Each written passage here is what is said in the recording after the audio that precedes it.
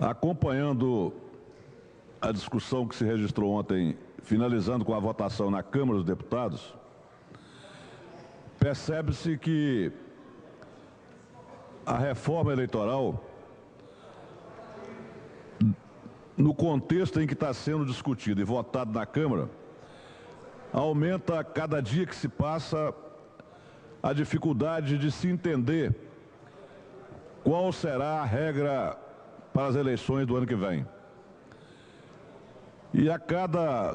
parlamentar que você conversa sobre o assunto, ao invés de ter esclarecimento do que está acontecendo, fica ainda mais preocupado em entender o que está sendo proposto, que está sendo, inclusive, votado em primeiro turno. E se prevalecer a regra que foi merecedora da aprovação ontem, relacionada a acabar com as coligações e, ao mesmo tempo, permitir a federação dos pequenos partidos, você não consegue, por mais que leia e procure a leitura do que foi discutido e aprovado,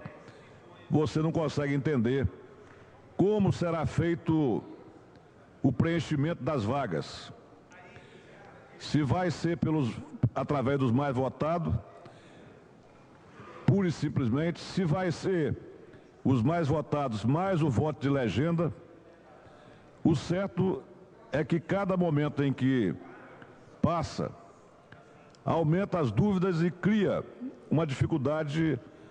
do entendimento do que está sendo votado e do que está sendo levado a efeito.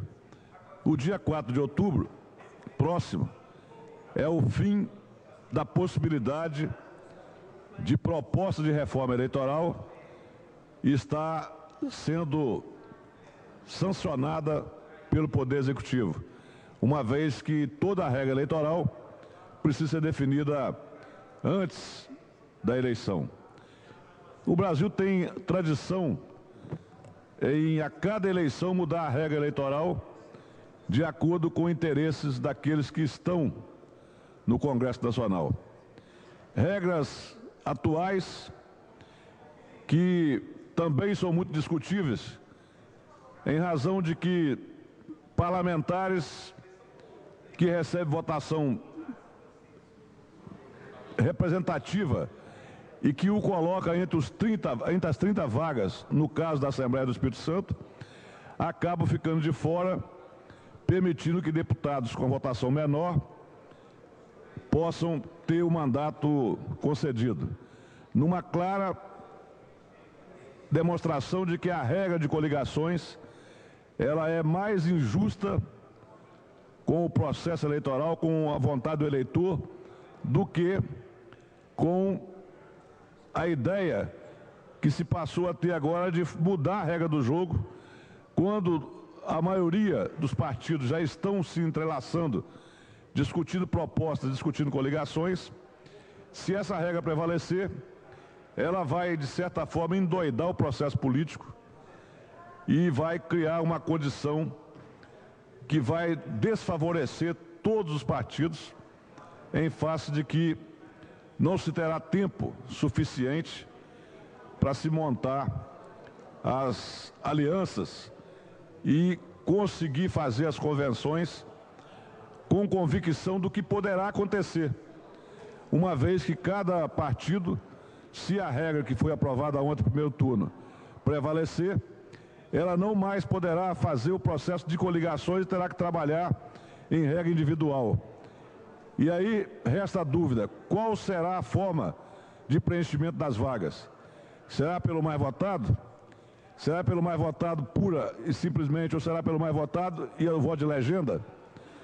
Vai prevalecer o sistema de hoje de vagas de acordo com a legenda dos partidos? Então o certo é que esse processo está sendo discutido de maneira afoita, de maneira a agradar aqueles que estão votando na emenda, deixando estupefato todos os partidos políticos que acabam não tendo condições nem de oferecer uma orientação aos seus filiados do que vai acontecer nas eleições de 2018. Então, é hora do país acabar com esse improviso